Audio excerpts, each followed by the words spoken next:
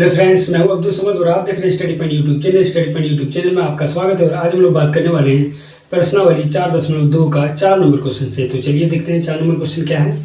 4 number question है, ऐसे दो क्रमागत धनात्मक पूर्णांक ज्ञात कीजिए जिनके वर्गों का योग 365 हो। यहाँ कह रहा है ऐसे दो क्रमागत धनात्मक पूर्णांक ज्ञात करें। तो सबसे पहले हम जान लेते हैं क्रमागत धनात्मक पूर्णांक किसे कहते हैं। क्रमागत का मतलब होता है लगातार। जैसे पहला संख्या अगर 3 है तो दूसरा संख्या 4 होगा। अगर पहला संख्या 6 है तो दूसरा संख्या 7 होगा। लगातार 6 है तो 7 होगा, 7 है तो 8 होगा, 8 है तो 9 होगा। उसे हम क्रमागत कहते हैं। अब धनात्मक किसको कहेंगे? प्लस वाला संख्या को हम धनात्मक कहते हैं। जैसे यहाँ जितने भी संख्या लिखे हैं 3, 4, 6, 7, ये सब का सब धनात्मक पूर्णांक है। तो यहाँ कह रहा है कि ऐसे दो क्रमागत धनात्मक पूर्णांक ज्ञात करें जिनके वर्गों का योग 365 हो। कह रहा उन दोनों का अगर वर्ग कर दिया जाए तो कितना होगा? 365। तो ऐसे हमें दो क्रमागत धनात्मक पूर्णांक ज्ञात करना है। तो हम ऐसा तो नहीं है कि हम 3 मान लेंगे तो दूसरा संख्या 4 होगा। ऐसा नहीं है कि हम 6 मान लेंगे तो दूसरा अगला संख्या जो होगा वो 7 होगा। तो हम क्या मानेंगे? पहला संख्या हम x मान लेंगे तो दूसरा संख्या जो होगा वो x + 1 होगा। आप सोचते होंगे कि पहला संख्या अगर x है तो दूसरा संख्या x + 1 क्यों होगा, कैसे होगा? तो चलिए देखते हैं। मान लिया जाए पहला संख्या अगर हम 3 मानते हैं तो अगला संख्या कितना हो रहा है? 4। तो ये 4 कैसे हुआ? ये 3 है, 3 उसके बाद 3 से 1 आगे 3 में 1 जोड़ देंगे तो ये 4 हो गया। उसी तरह से पहला संख्या अगर 6 है तो ये 7 कैसे हुआ है? 6 में 1 जोड़ देने पर। तो उसी तरह अगर हम पहला संख्या को अगर x मानेंगे तो अगला संख्या क्या होगा? तो x में 1 जोड़ देंगे। तो चलिए देखते हैं। लिखेंगे माना कि दो क्रमागत धनात्मक पूर्णांक x और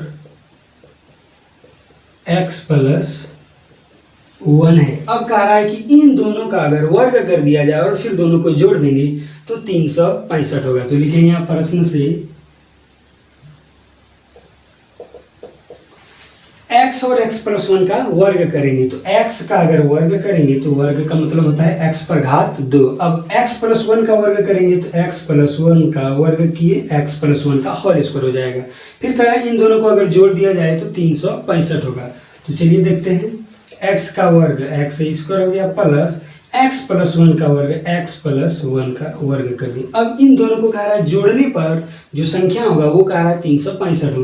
तो यहाँ लिखेंगे बराबर 365। अब इसी को हल कर देते हैं। यह है x² तो x² लिख दिए। अब यह है a + b का होल स्क्वायर में। तो हम जान रहे हैं a + b का होल स्क्वायर का सर्वसम्मी क्या होता है? a² + 2ab + b²। तो हम इसी ये x + 1 का होल स्क्वायर को हम a + b का होल स्क्वायर में तोड़ देंगे। तो चलिए ये है a और ये है b। तो a² तो x² + 2x ये a है और ये जो 1 है ये b है। तो b लिख दिए + b²। b है 1, 1 का स्क्वायर बराबर इधर है 365। इसी को आगे हल करते हैं। अब x² और x² दोनों को हम जोड़ सकते हैं। तो x² को अगर जोड़ दिया जाए तो ये हो जाएगा 2x² प्लस यहाँ से यहाँ तक गुना है। 2 को अगर हम 1 के साथ गुना करेंगे तो 2 होगा और फिर x के साथ गुना करेंगे तो 2x हो जाएगा।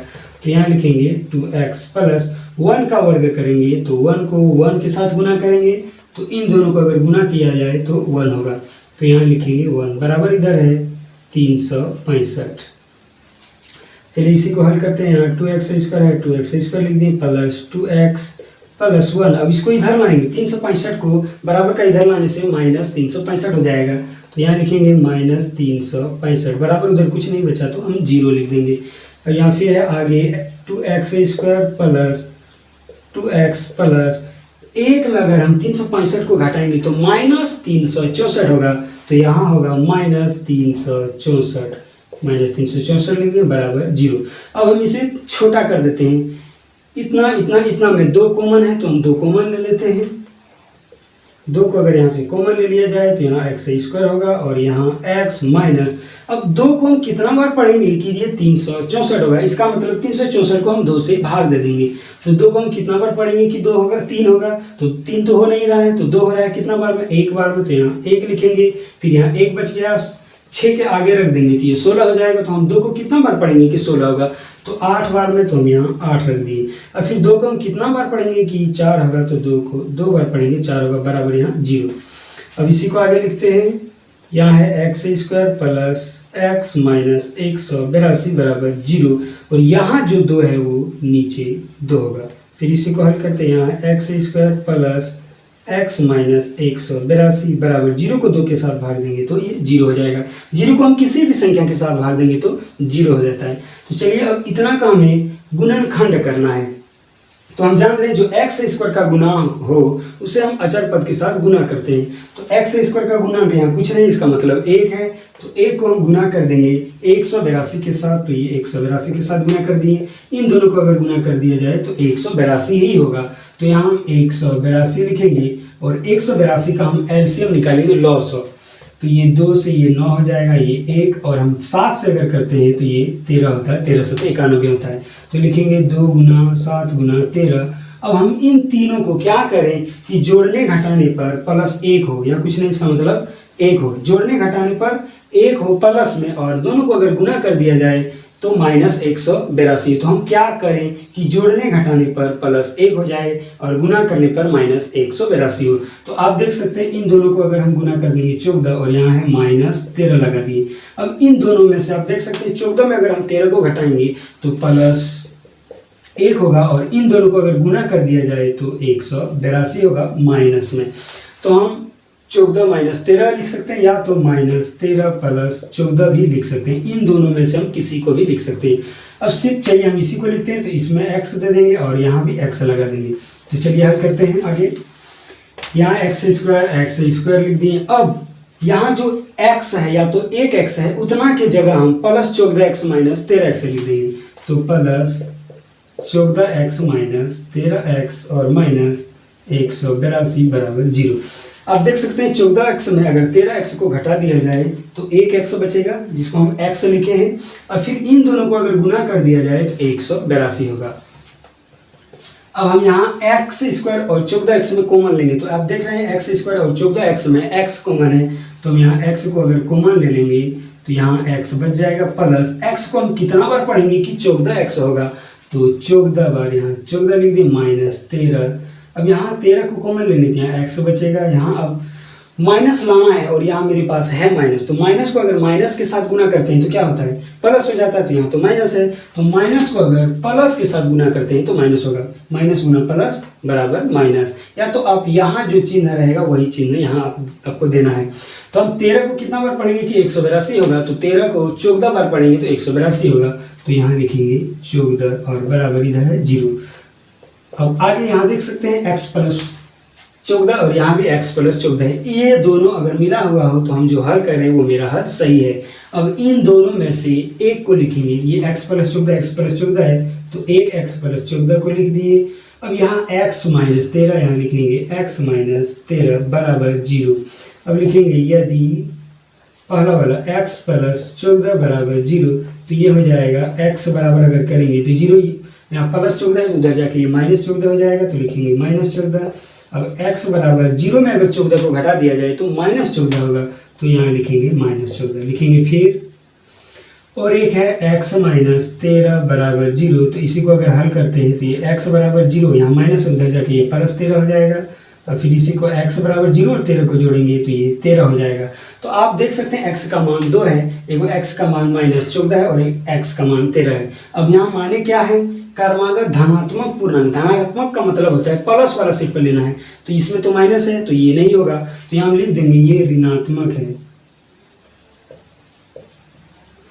ऋणात्मक है तो ऋणात्मक वाला नहीं लेना, सिर्फ हमको धनात्मक वाला लेना है। तो यहाँ क्या माने हैं, माना कि 2 क्रमागत धनात्मक पूर्णांक x और x प्लस 1 है, तो x का मान मेरा कितना है 13 और एक है x प्लस 1, तो यहाँ 13 रख देंगे और एक जोड़ देंगे तो कितना होगा 14। तो पहला होगा 13 और दूसरा होगा 14। तो यहाँ लिखेंगे अतः 2 धनात्मक पूर्णांक x बराबर है 13 और एक है x प्लस 1, तो x का मान हम यहाँ 13 प्लस 1 बराबर 14। तो इस तरीके से आप 13 और 14 प्राप्त कर सकते हैं। अब देख सकते हैं कि 13 और 14 को जोड़ दिया जाए और वर्ग करके अगर दोनों को जोड़ दिया जाए तो 13 का अगर वर्ग कर देंगे और जोड़ देंगे 14 का वर्ग, तो 13 गुना करेंगे तो 169 होता है, तो 169 लिख दी, प्लस 14 को अगर जोड़ेंगे तो 196 होगा, 196 लिख दी। अब इन दोनों को आप जोड़ सकते हैं, दोनों को अगर जोड़ेंगे तो कितना होगा, 365 आप जोड़ के देख सकते हैं। 169 को 196 के साथ जोड़ेंगे, 9 6 15 की 5 हो गया, हाथ में 1, 9 6 15 और 1 16, 1 1 2 और हाथ में 1 3। तो आप देख सकते हैं कि इन दोनों का अगर वर्ग कर दिया जाए तो कितना होगा, 365। तो इसका आंसर होगा 13 और 14।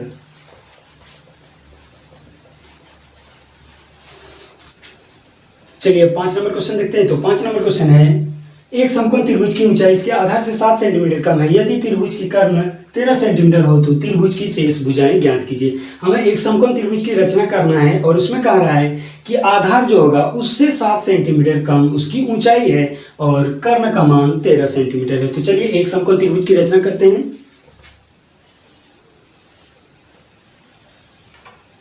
मान लिया जाए ये एक समकोण त्रिभुज है, हम इसका कुछ नाम दे देते हैं, यहाँ ए लिख दिए, बी और सी। अब कह रहा है ये जो आधार है इससे ये 7 सेंटीमीटर कम है। मान लिया जाए अगर हम इसको अगर 10 मानते हैं तो यहाँ का जो मान होगा वो कितना होगा, 3 होगा। कैसे होगा, यहाँ 10 है तो कह रहा है यहाँ से ये 7 सेंटीमीटर कम है, तो इसको अगर हम 10 सेंटीमीटर मानते हैं तो 10 में अगर 7 सेंटीमीटर को कम कर दिया जाए तो 3 सेंटीमीटर होगा।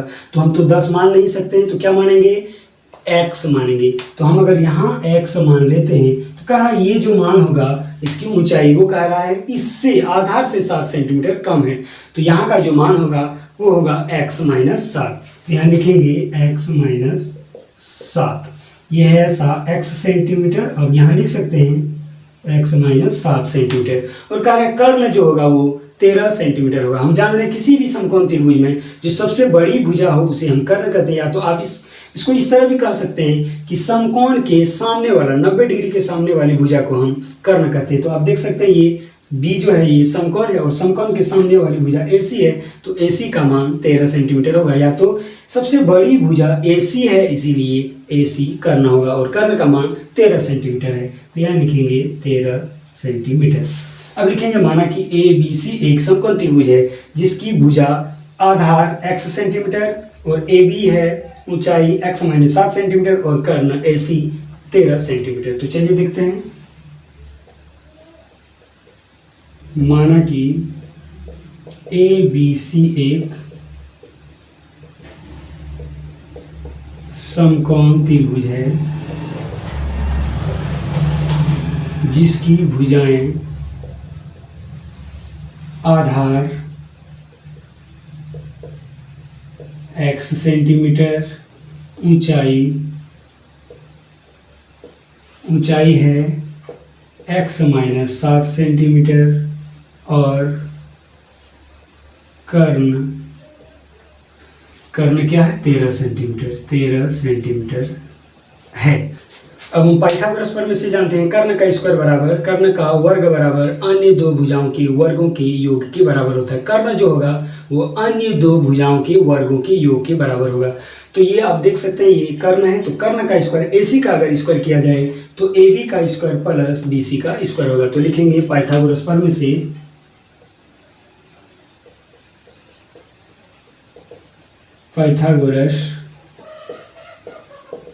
प्रमेय से कर्ण है AC का स्क्वायर बराबर अन्य दो भुजाओं के वर्गों के योग के बराबर होगा। तो अन्य दो भुजा एक है AB और दूसरा है BC, तो यहाँ होगा AB का स्क्वायर प्लस BC का स्क्वायर। AC का मान 13 सेंटीमीटर है, सिर्फ हम अभी 13 ही लिखेंगे, तो 13 का स्क्वायर बराबर AB का मान है x माइनस 7 का स्क्वायर प्लस BC का मान है x, तो x का स्क्वायर हो जाएगा। अब 13 का वर्ग अगर करेंगे तो 13 को गुना करेंगे 13 के साथ, तो इन दोनों को अगर गुना कर दिया जाए तो 169 होगा। तो 13 का वर्ग क्या होगा, 169।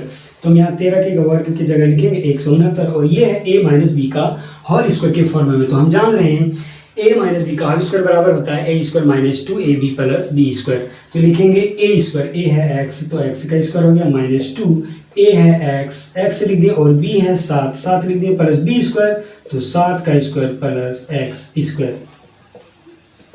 अब यहाँ है 169 बराबर एक्स स्क्वायर और यहाँ भी एक्स स्क्वायर है, तो इन दोनों को अगर जोड़ दिया जाए तो 2x स्क्वायर हो जाएगा। तो यहाँ लिखेंगे 2x स्क्वायर माइनस ये 2 को 7 के साथ गुना कर देंगे तो 2 7 14 हो जाएगा और यहाँ x है, x से लिख दिए प्लस 7 का अगर वर्ग करेंगे तो 7 को 2 बार गुना करेंगे, 7 गुना 7 तो 49 हो जाएगा। तो यहाँ लिखेंगे 49। अब इसी को आगे लिखते हैं 169 बराबर, इसको अगर हम मानक रूप में लिखें या तो हम इसको पहले भी लिख सकते हैं इस तरीके से, पूरा को अगर पहले लिख दिए तो ये हो जाएगा 2x square minus 14x plus 49 बराबर ये उधर जाके 169 होगा। आगे इसी को हम लिखेंगे 2x square minus 14x plus 49 है, 49 लिख दें। इसको इधर लाएंगे तो ये माइनस 169 हो जाएगा और बराबर उधर कुछ नहीं, इसका मतलब 0 है। तो चलिए हम इसी को हल करते हैं आगे। ये है 2x स्क्वायर लिख दिए माइनस 14x। अब 49 में अगर 169 को घटाया जाए तो 169 में हम घटाएंगे 49 को तो ये 0, 9 में 9 घटाएंगे तो 0 हो जाएगा, यहाँ हो जाएगा 2 और ये 120 हो जाएगा। तो हम छोटा वाला संख्या में बड़ा वाले संख्या को घटा रहे हैं तो माइनस में होगा, इसीलिए माइनस 120 होगा। तो यहाँ लिखेंगे माइनस 120 बराबर 0। अब हम इसी को अगर छोटा करना चाहें तो 2 कॉमन लेना है, तो चलिए 2 को कॉमन ले लेते हैं। यहाँ से 2 अगर कॉमन ले लिया जाए तो ये बचेगा x स्क्वायर माइनस 2 को कितना बार पढ़ेंगे कि 14 होगा तो 2 को 7 बार पढ़ेंगे तो ये 14 होगा, तो यहाँ 7x होगा माइनस 2 को हम कितना बार पढ़ेंगे कि 120 होगा, तो 2 को अगर 60 बार पढ़ा जाए तो 120 होगा, बराबर उधर कुछ नहीं, इसका मतलब 0 है। इसी को आगे लिखेंगे, ये है x square minus 7x minus 60 बराबर 0 और यहाँ जो संख्या है वो नीचे आ जाता है। तो इसी को हल करते हैं, ये है x square minus 7x minus 60 बराबर 0 को हम 2 के साथ भाग देंगे तो ये 0 हो जाएगा।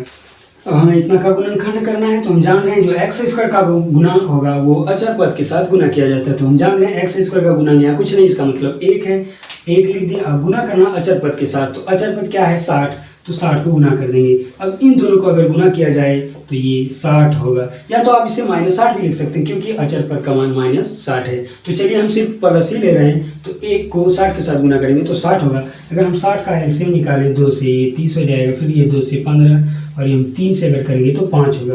अब इसी को अगर हम गुना में लिखें 2 गुना 2 गुना 3 गुना 5। अब इसमें से हम क्या करें कि जोड़ने घटाने पर माइनस 7 हो और गुना करने पर माइनस 60 हो जाए। तो आप देख रहे हैं इन तीनों को अगर गुना कर दिया जाए, 2 दूनी 4 4 तिया 12 और यहाँ है 5, तो हम 5 में अगर 12 को घटाएंगे तो माइनस 7 होगा और इन दोनों को अगर गुना कर दिया जाए तो माइनस 60 होगा। तो हम यही लिखेंगे और इसके आगे प्लस है, यहाँ x लगा देंगे और यहाँ भी x। तो चलिए देखते हैं, यहाँ x स्क्वायर लिख दिए। अब माइनस 7x की जगह लिखेंगे प्लस 5x माइनस 12x। तो यहाँ लिखेंगे प्लस 5x माइनस 12x और माइनस 60 बराबर 0।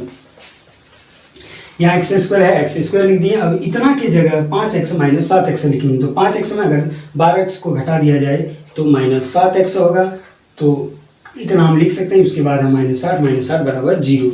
अब इसी को कॉमन ले लेते हैं, x स्क्वायर और 5x में x कॉमन है, तो यहाँ से अगर x को कॉमन लिया जाए तो x प्लस 5 होगा और यहाँ से माइनस 12 को अगर कॉमन लिया जाए तो x प्लस 5 होगा बराबर 0।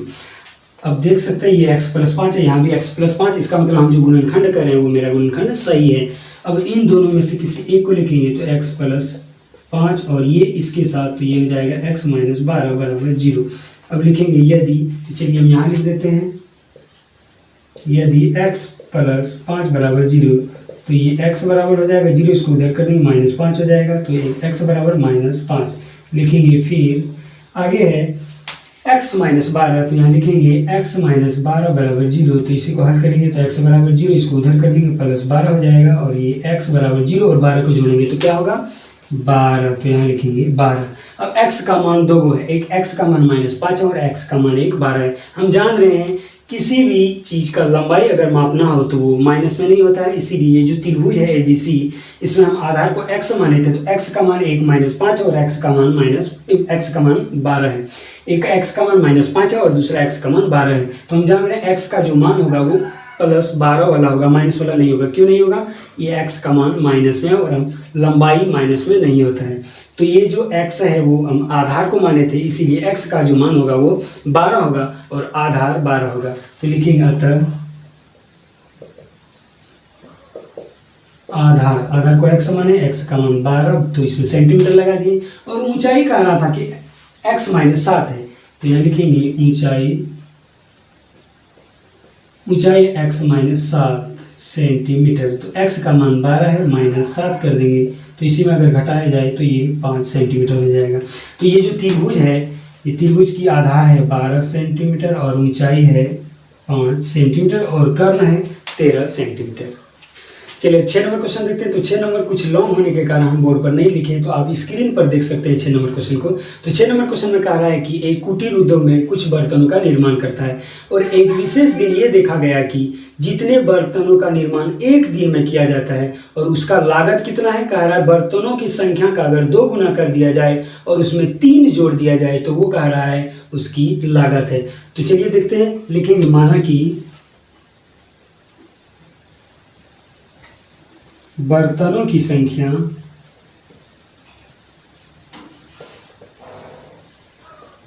x है। बर्तनों की संख्या क्या है? x। और एक विशेष दिन में यह देखा गया कि एक बर्तन का लागत जो है वो कह रहा है बर्तनों की संख्या के 2 गुने से 3 अधिक है। तो लिखेंगे माना कि बर्तनों की संख्या x तथा प्रत्येक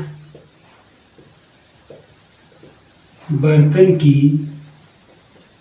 लागत कह रहा है, जो बर्तन का संख्या है उसमें 2 गुना कर दिया जाए और 3 जोड़ दिया जाए, तो बर्तन की लागत होगा 2x + 3। उसके बाद कह रहा है इसका जो बर्तन का दाम है वो कह रहा है 90 रुपया है। तो चलिए देखते हैं, लिखेंगे प्रश्न से मान लिया जाए एक दिन में 10 बर्तन बनाता है। कितना बर्तन? 10 बर्तन। और बर्तन की लागत अगर 2 रुपया है तो उसकी कुल लागत क्या होगा? तो इन दोनों को गुना करने के बाद आपको पता चलेगा कि 20 रुपया होगा। तो इस तरह से बर्तनों की संख्या x है और उसकी लागत है 2x + 3। तो इसका जो कुल लागत होगा वो कितना होगा? इतना को इतना के साथ गुना कर देंगे तो उतना के बराबर लागत होगा। और लागत कह रहा है कि 90 रुपया है, तो इन दोनों को अगर गुना कर दिया जाए तो 90 के बराबर होगा। तो चलिए देखते हैं, x को गुना कर देंगे 2x + 3 के साथ तो बराबर 90 होगा। अब इसको एक बार इसके साथ गुना करेंगे, एक बार इतना को इतना के साथ गुना करेंगे। तो चलिए देखते हैं, x को अगर 2x के साथ गुना किया जाए तो ये 2x² होगा, प्लस x को 3 के साथ गुना करेंगे 3x बराबर इधर है 90। अब इसी को हल करते थे, यहाँ है 2x² प्लस 3x, इसको इधर लाएंगे तो -90 बराबर 0। उधर कुछ नहीं, इसका मतलब 0 है। अब इतना का हमें गुणनखंड विधि से हल करना है। तो हम जान रहे हैं जो x² का गुणांक होगा वो अचर पद के साथ गुना किया जाता है। तो x² का गुणांक 2 है और अचर पद -90 भी लिख सकते हैं या तो आप 90 भी लिख सकते हैं। तो चलिए हम 90 लिख रहे हैं। अब इन दोनों को अगर गुना कर दिया जाए 9 दूनी 18 180 होगा। 180 का हम एलसीएम निकालेंगे और जोड़ने घटाने पर +3 हो और गुना करने पर 180 हो जाए। तो 180 का चलिए एलसीएम निकालते हैं। ये 2 से ये 90 हो जाएगा, फिर ये 2 से 45, 3 से ये 15 हो जाएगा, फिर ये 3 से 5। अब इसी को हम गुना में लिखेंगे 2 गुना 2 गुना 3 गुना 3 गुना 5।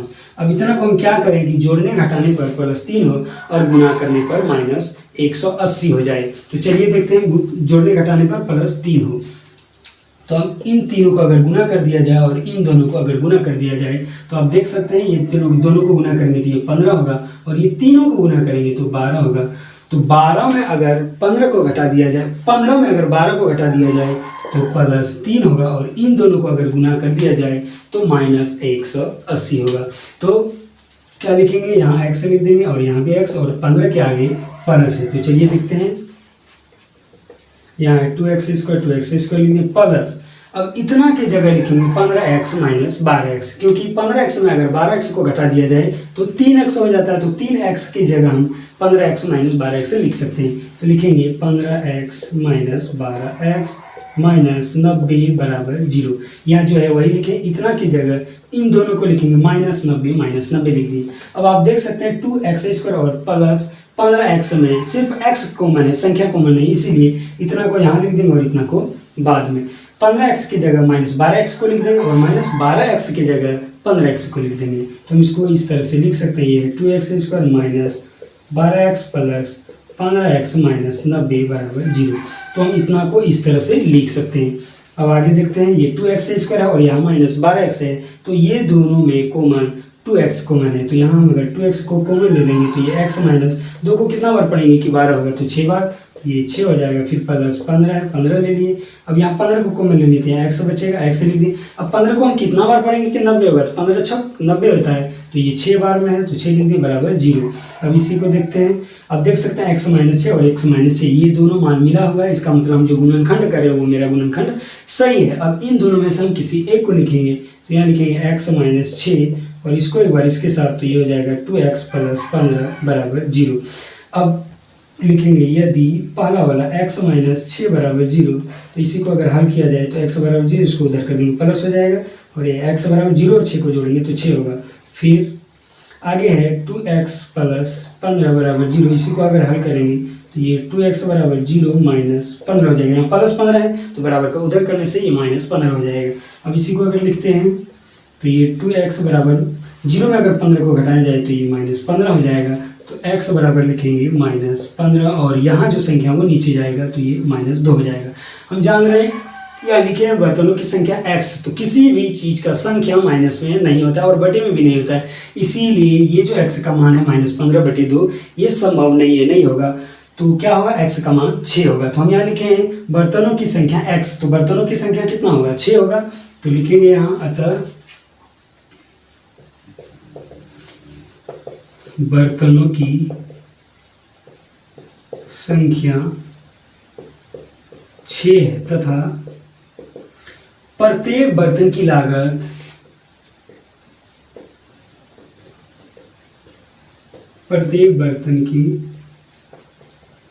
लागत क्या माने हैं 2x प्लस 3, तो यहाँ 2 लिख दिए, 2 इंटू एक्स का मान है 6 प्लस 3, तो 6 दूनी 12 और 3 को अगर जोड़ देंगे तो 15 हो जाएगा, तो ये हो जाएगा 15 रुपया।